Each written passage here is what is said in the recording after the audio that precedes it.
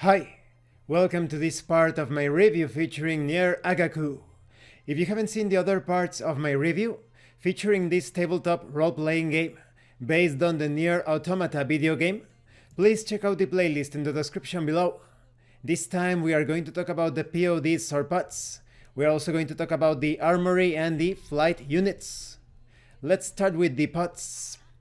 The pods are special non-player characters that work with the players on an individual basis. They are considered to have the value of 3 action and 4 style for purposes of rolling. There are different categories of pods. You can obtain new programs by visiting maintenance shops in the bunker. You have the attack type. Each of these programs requires an attack task at difficulty 1 and deals 1 box of health, unless otherwise indicated. So for example, the RO10 laser fires a powerful laser, while the RO30 hammer summons a mass of energy that unleashes a devastating blow. Then we have defend. Each of these programs confers a bonus to the player's defense in some way. In the case of A160 P-Shield, it deploys a protective barrier that blocks all melee attacks for 1 round. In the case of A100 Decoy, it creates an image of the player drawing the attention of the enemy. Enemies must roll a d12. On a 7 or higher, they attack the clone instead of the player. There is a single move program, the A160 Missile. It allows a combatant to ride atop a POD or pod as it rushes through the air. There is also the Tinker program, A120 Repair. It unchecks a single box of health. Next we have the armory. This section details the different kinds of weapons you might find during play. Should you want a type of weapon not described here, you must consult with your game master. You have information on weapon mods. By default, all weapons have at least 1 mod applied to them. Rather than replicate an entire armory, the mods themselves have been provided so you can mix and match at will. Acquiring new mods requires a return to the bunker's maintenance shops. You have mods such as Endurance Up, giving you a plus 1d12 to defend tasks. You also have Bullet Absorb, recovering 1 health if you successfully defend against a projectile attack. And these are just a couple of examples, there are many more.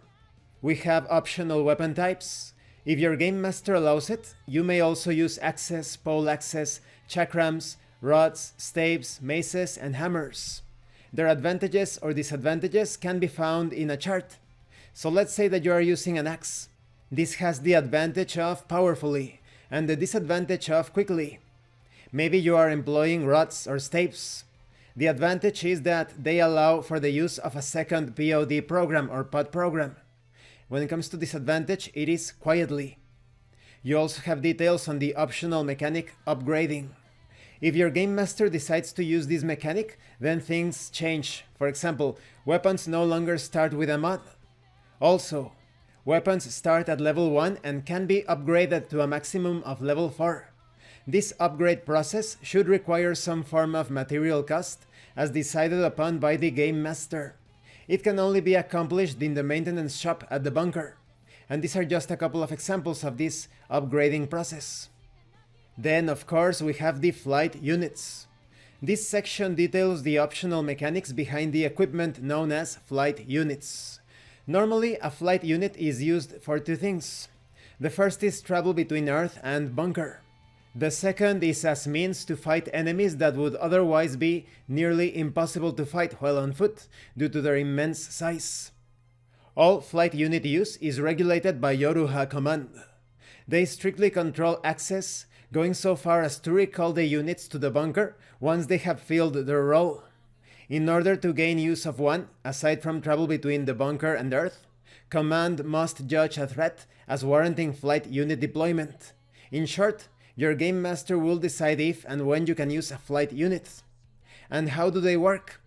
While in a flight unit, actors gain use of the following equipment: long-range cannons, light sword attack, heavy sword attack, and missile attack. Actors also gain plus 3 health during operation. Should all their health be depleted, the flight unit crashes. Tasks while operating a flight unit work the same way as the actor's normal roles. In other words, you continue to use your character's stats while within one.